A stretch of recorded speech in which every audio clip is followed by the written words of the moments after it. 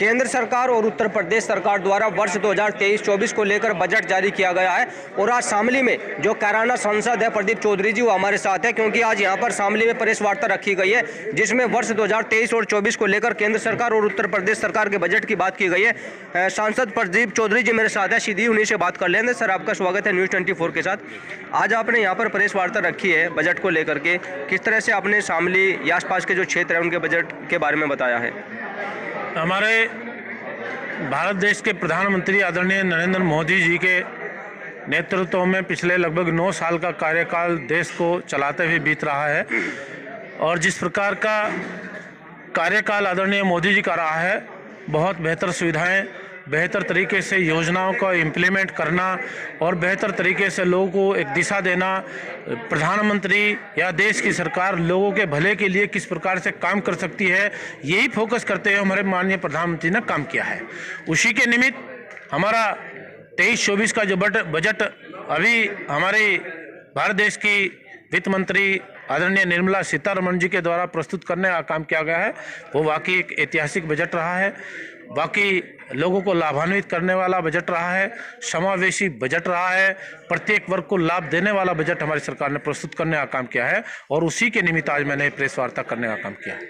Budget में युवाओं के लिए रोजगार की क्या बातें रखी गई हैं, किसानों के लिए क्या रखा गया है? रोजगार के सेक्टर में भी हमारी सरकार ने काम किया है और मैं समझता हूं कि बुनियादी ढांचे पर विकास को बढ़ावा देने के लिए, इंफ्रास्ट्रक्चर को बढ़ावा देने के लिए, कृषि क्षेत्र में भी बहुत सारा फोकस करते हुए सरकार ने काम किया है, जिसमें खास तौर पर जो हम लोग अन्न उगाने का काम करते थे, पहले जो उगाने का काम करते थे, बहुत बड़ी संख्या में इस अनाज का हम लोग प्रयोग भी करते थे और उगाने का भी काम करते थे, जिस पर कहीं ये देखने को मिला है उस की तरफ लोगों ने कुछ ध्यान कम किया था।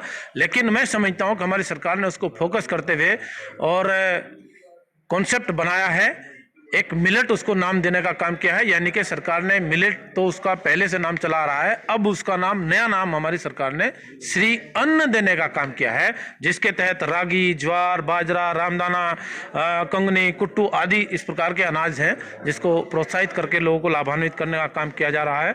और इसी के निमित्त 7 पिलर पर हमारा देश खड़ा हो सके और बेहतर इंफ्रास्ट्रक्चर खड़ा हो सके, बेहतर हमारी 5 ट्रिलियन इकोनॉमी हम लोग टच कर सकें, यही भाव लेकर के हमारी सरकार ने काम किया है, जिसमें समावेशी विकास है और माइल डिलीवरी है, बुनियादी ढांचा और निवेश है, अक्षमता को उजागर करना है, हरित विकास है, युवा और वित्तीय क्षेत्र को मजबूत करना हमारी सरकार का प्राथमिक लक्ष्य रहा है। 7 पिलर पर हमारा देश चलाना है और इन पिलर के माध्यम से सरकार ने इनको फोकस करते हुए काम करने का कार्य किया है। बाकी सभी सेक्टर में, चाहे वो किसानों से जुड़ा हुआ क्षेत्र हो, व्यापारी से जुड़ा हुआ क्षेत्र हो, युवाओं से जुड़ा हुआ हो, शिक्षा से जुड़ा हुआ हो, महिलाओं से जुड़ा हुआ हो और किसी भी सेक्टर के जो लोग हैं, सभी सेक्टर के लोगों को लाभ कैसे पहुंचाने का काम किया जा सके, यही सरकार ने इसी को इंगित करते हुए इस बजट को प्रस्तुत करने का काम किया। अभी आप शिक्षा की बात कर रहे थे, सामने में आप केंद्रीय विद्यालय की बात कर रहे थे लाने के लिए, तो इसमें आपने किस तरह की योजना बनाई है?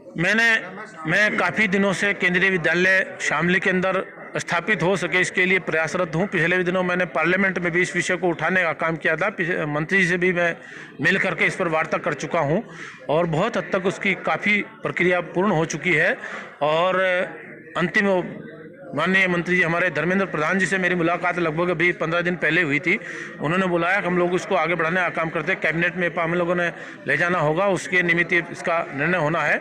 तो मैं समझता हूँ कि आने वाले कुछ समय के बाद हमें अच्छा परिणाम देखने को यहाँ का। खेल को लेकर के भारत में काफ़ी तरह के अवार्ड्स आए हैं, गोल्डन भी है, सिल्वर भी है और रजत पदक भी है, तो ऐसे में जो शामली जनपद की आप स्टेडियम की बात कर रहे थे, उसमें आप क्या कहें? हमारा जनपद शामली खासतौर पर खेल के मामलों को लेकर के बड़े प्रतिभावान बच्चे यहाँ अपनी प्रतिभा का प्रदर्शन करते आ रहे हैं और मैं समझता हूँ कि जिस प्रकार का व्यवस्था उनको मिलनी यहाँ चाहिए थी, पूर्व की सरकारों ने इस पर ध्यान देने का काम नहीं किया।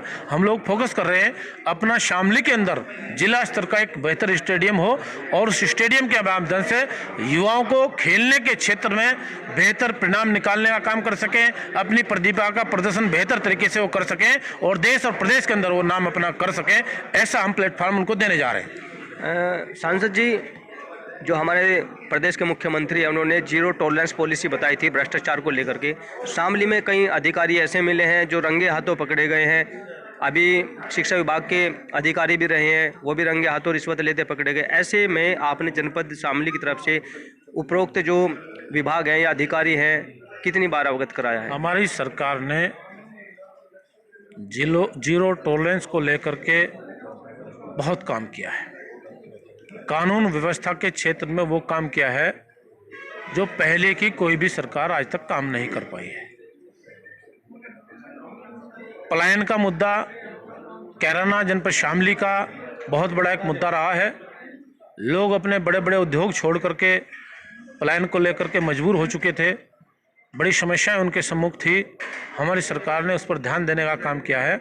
और पिछले दिनों आप लोगों को मालूम होगा हमारे देश के गृह मंत्री आदरणीय अमित शाह जी भी उन परिवारों से आकर के मिलकर के गए हैं। उसके बाद मुख्यमंत्री जी भी उनका भी आगमन हुआ है। और मैं समझता हूं कि किसी भी परिवार ने ऐसा महसूस नहीं किया कि हम लोग यहां से पहले की वाली जो स्थिति थी उससे बाहर निकलने का हम लोग को अवसर देने का काम किया है।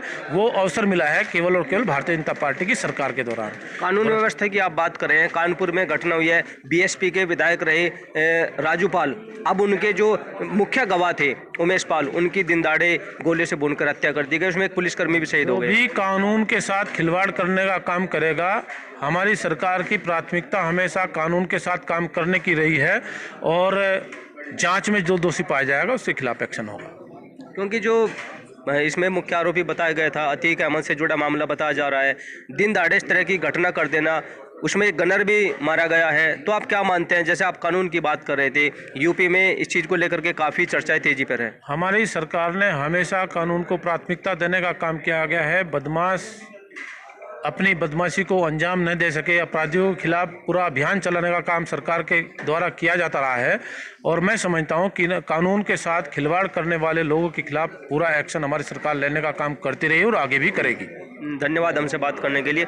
मेरे साथ मौजूद थे कैराना सांसद प्रदीप चौधरी जी। उन्होंने साफ तौर पे बताया है कि वर्ष 2023-24 का जो बजट केंद्र और उत्तर प्रदेश सरकार द्वारा दिया गया है उसमें शामली जनपद को भी बहुत सी योजनाओं का लाभ मिलने जा रहा है। स्टेडियम हो या केंद्रीय विद्यालय हो, ऐसी योजनाएं शामली जनपद को मिलने जा रही हैं। और रही कानून व्यवस्था की बात, कानून व्यवस्था पे उत्तर प्रदेश के मुख्यमंत्री ने यह भी कहा है कि भूमाफिया हो या कोई भी अपराधी उसको बख्शा नहीं जाएगा, हम उनको मिट्टी में मिलाने का काम करेंगे। ये उत्तर प्रदेश के मुख्यमंत्री का बयान सामने आया है। उससे लगता है कि फिलहाल की व्यवस्था जो कानून की बिगड़ी है वो कहीं ना कहीं सुधर जाएगी और जो बजट उत्तर प्रदेश सरकार द्वारा दिया गया है उससे भी कहीं ना कहीं विकास कार्यों में काफी अच्छा सहयोग मिलेगा। शामली से अपने सहयोगी सालिम के साथ अमित शर्मा, न्यूज़ 24।